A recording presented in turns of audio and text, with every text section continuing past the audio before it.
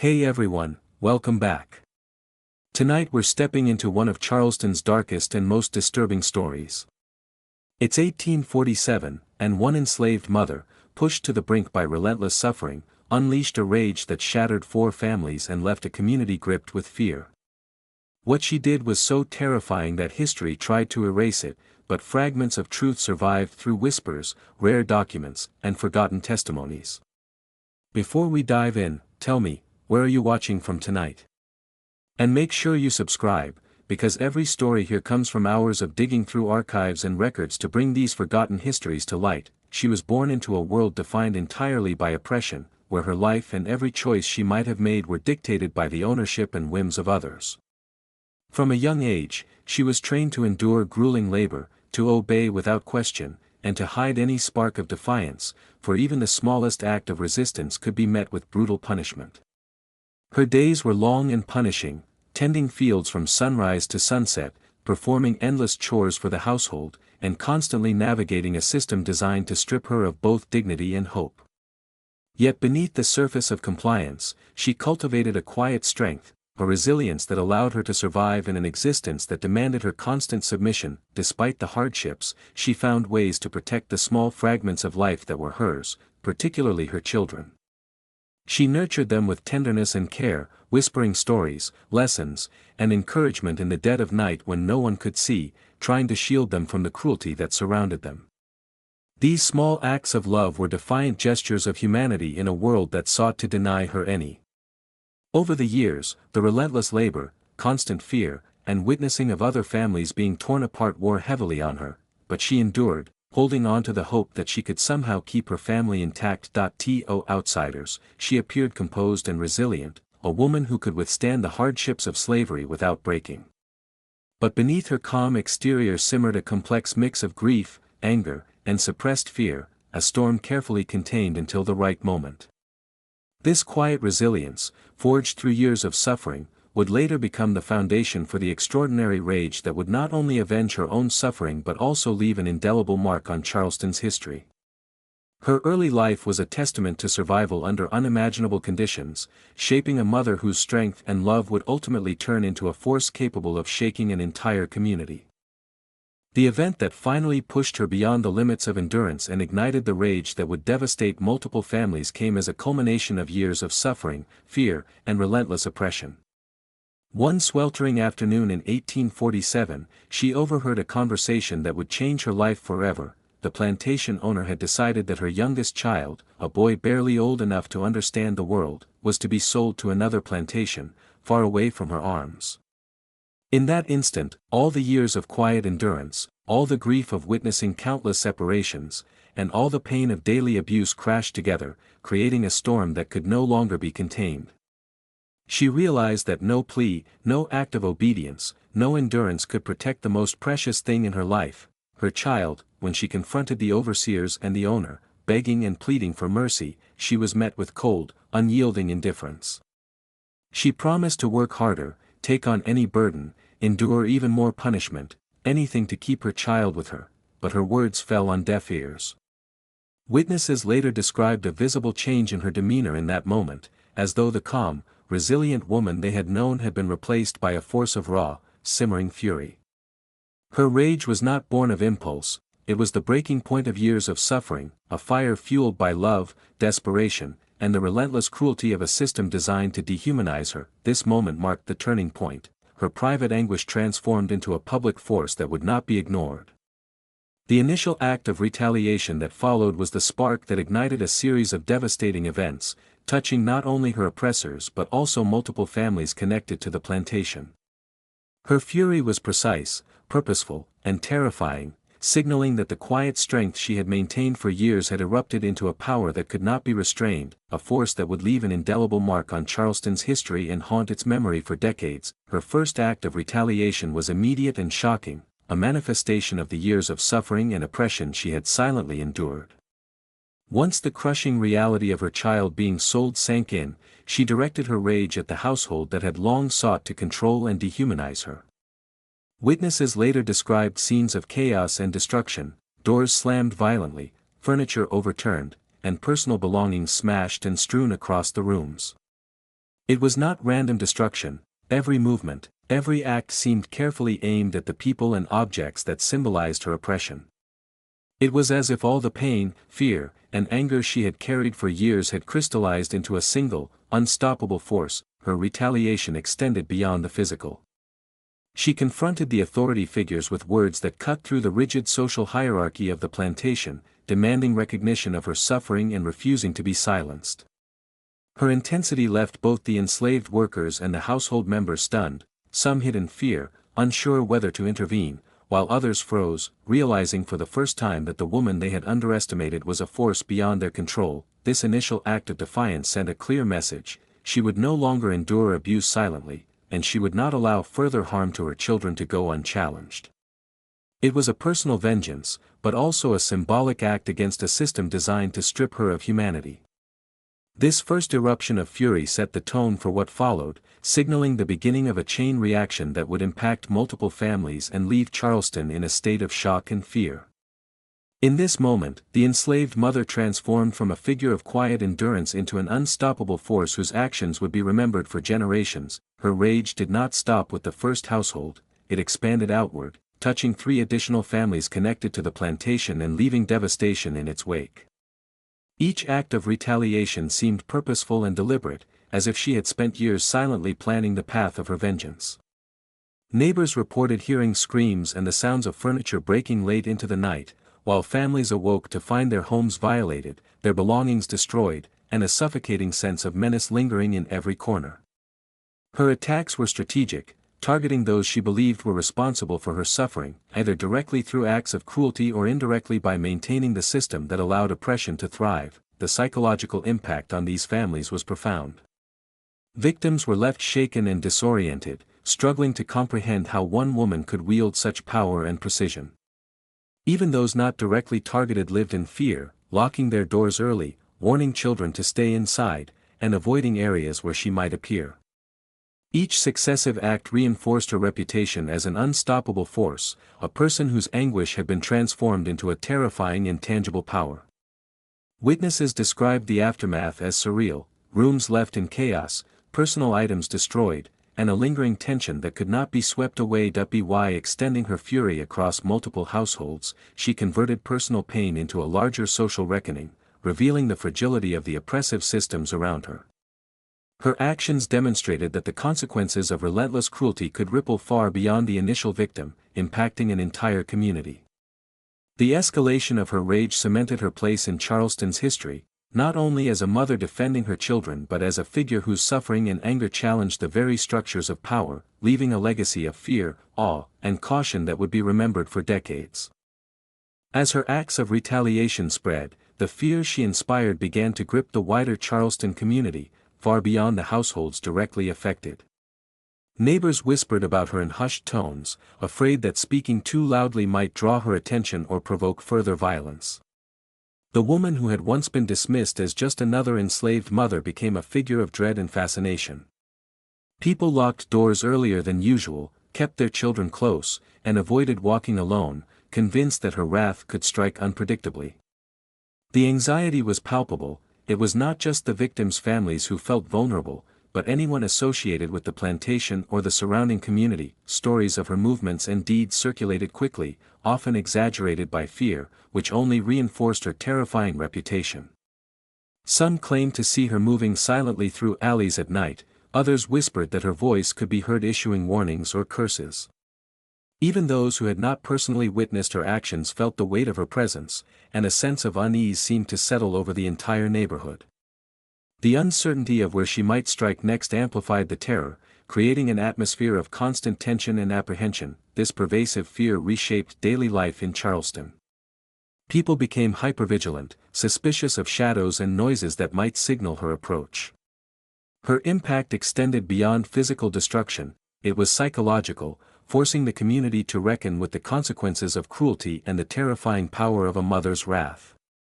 By instilling fear in such a widespread manner, she ensured that her story would live on, a haunting reminder that one person, pushed beyond endurance, could challenge social hierarchies and leave an indelible mark on the collective memory of a city. As the panic and chaos spread through Charleston, plantation authorities, local law enforcement, and even prominent neighbors scrambled to regain control, but their efforts only highlighted the limits of their power.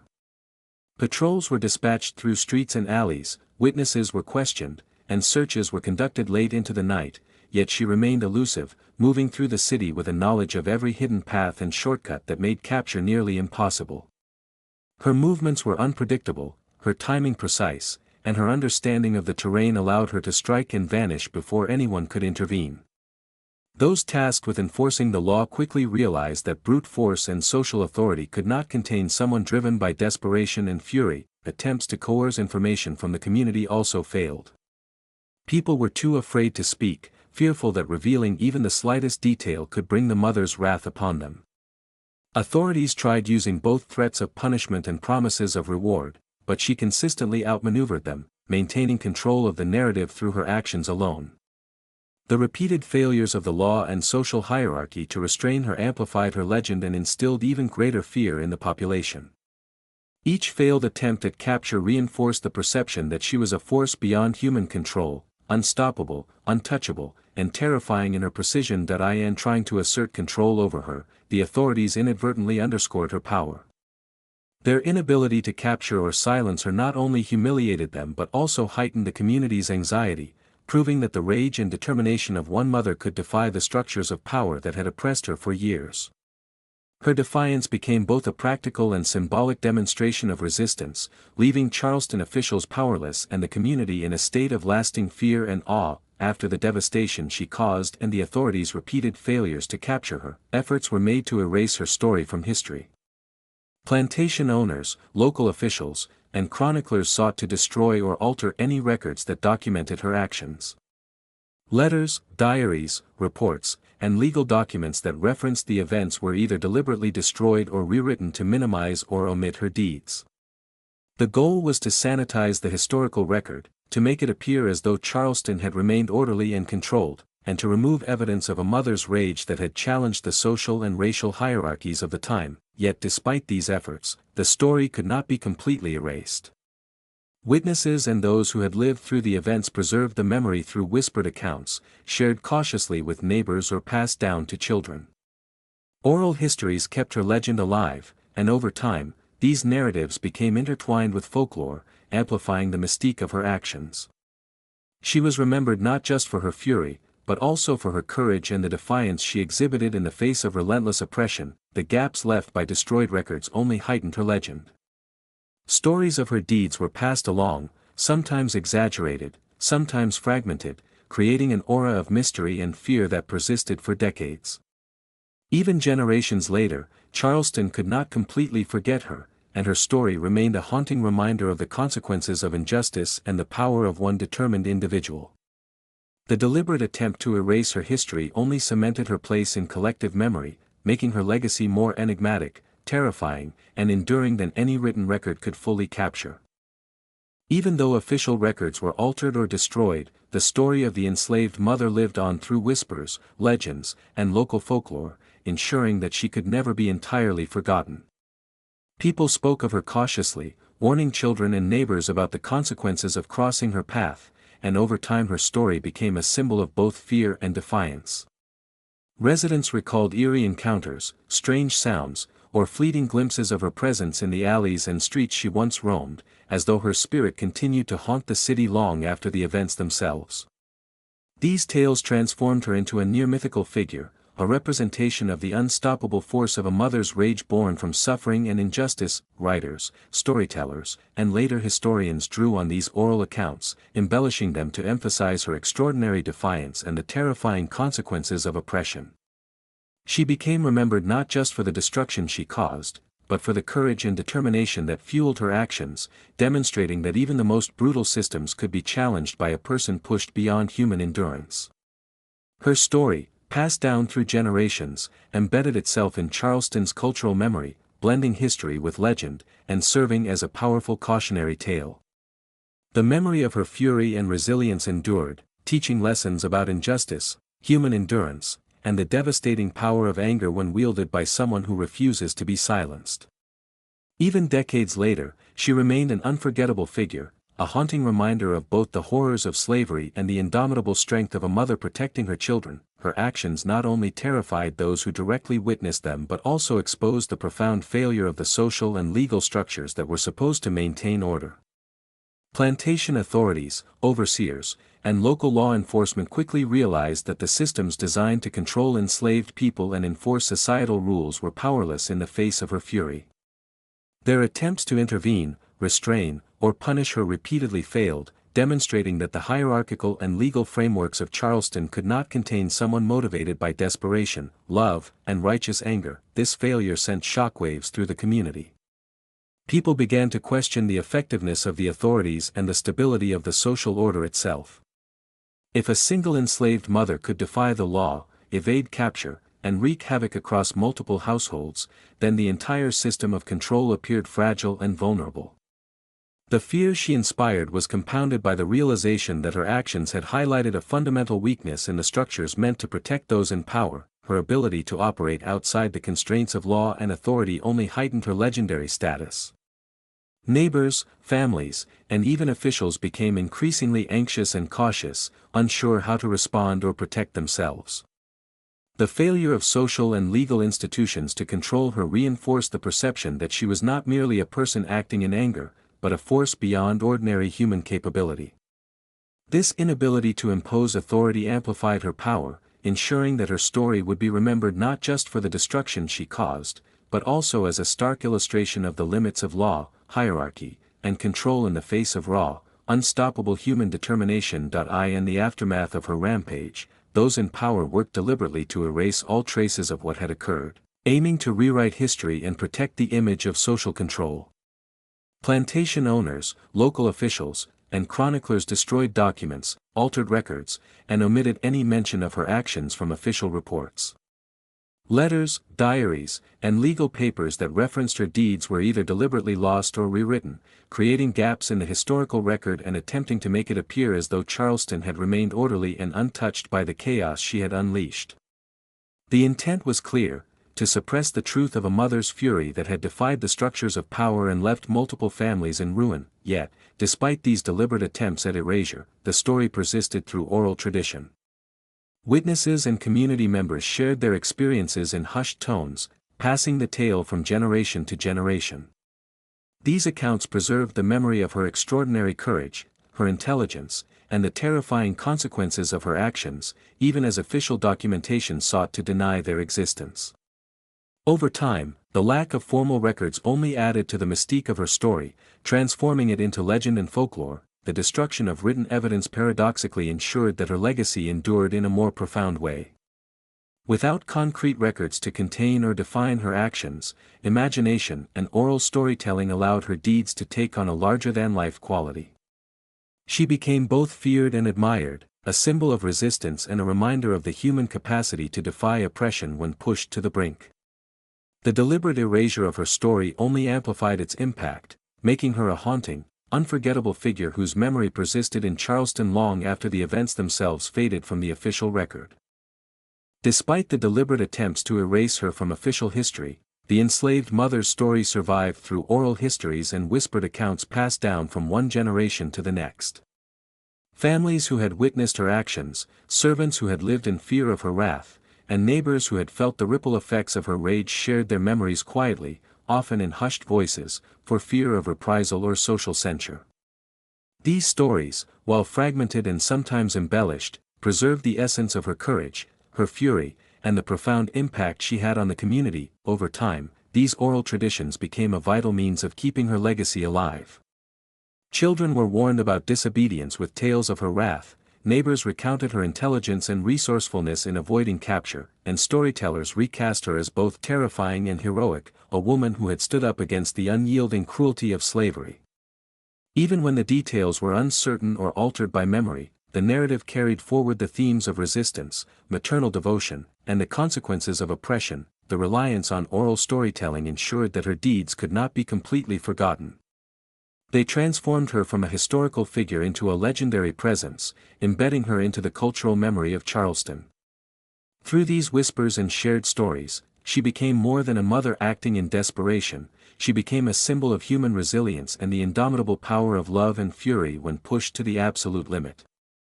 Her story's survival in the hearts and minds of the community proved that no amount of record destruction could fully erase the truth of what she had endured and the impact of what she had unleashed. The community's perception of her was complex, shaped by both fear and reluctant respect. While many were terrified of her unpredictable wrath and the destruction she had unleashed, they also recognized the extraordinary courage and determination behind her actions. Neighbors, servants, and even some of the families affected could not help but acknowledge that her rage was born from years of suffering and the relentless cruelty of a system designed to strip her of autonomy and humanity. In that sense, she became a figure both feared for her power and respected for her resolve, someone who had challenged the social hierarchy and defied expectations in ways few could imagine. People spoke cautiously of her, blending fear with admiration. Parents used her story as a warning to their children, emphasizing the consequences of crossing her path, but also as a lesson in resilience, a mother who fought to protect her family against impossible odds. Neighbors told tales of her intelligence and strategic thinking, how she avoided capture while striking precisely at those she held responsible for her suffering. Over time, this combination of terror and respect elevated her status from a mere participant in tragic events to a legendary figure whose actions were discussed long after the events themselves had passed. Her dual perception, both feared and respected, ensured that her memory remained alive within the community. She became a symbol of the dangerous power of a mother's love and a reminder of the consequences of cruelty and injustice. By inspiring both horror and awe, she left a lasting imprint on Charleston's cultural memory, reinforcing the idea that even in the darkest circumstances, human resilience and determination could challenge oppression in ways that could not be ignored or erased. Over time, the story of her rage and defiance left a profound mark on Charleston's social and cultural memory, shaping how the community remembered both the events and the underlying realities of slavery. Her actions forced people to confront uncomfortable truths, the cruelty inherent in the system, the vulnerability of families under its control, and the unpredictable consequences of oppression left unchecked. Even decades later, references to her deeds lingered in local conversations, oral histories, and folklore, reminding the community that one person, fueled by love and desperation, could upend the structures of power that seemed unassailable. Her legacy influenced more than just memory, it shaped attitudes and cautionary tales across generations. Residents used her story to instill lessons about fear, obedience, and respect for both human resilience and the potential consequences of injustice. Writers and storytellers expanded on the fragments of her life, embedding her into the cultural imagination as a symbol of both terror and awe. Over time, her tale became emblematic of a broader truth, that the oppression of the powerless could provoke acts of defiance capable of leaving lasting societal impacts. By entering Charleston's collective consciousness in this way, she transformed from a historical figure into a legend, a haunting presence whose memory endured even when official records attempted to erase her. Her story became a lens through which the community could reflect on morality, power, and human endurance, illustrating the devastating and far-reaching consequences of injustice while honoring the indomitable strength of a mother who refused to be silenced. Her legacy, etched into the city's history, continues to resonate as a chilling yet powerful testament to the human spirit in the face of relentless oppression.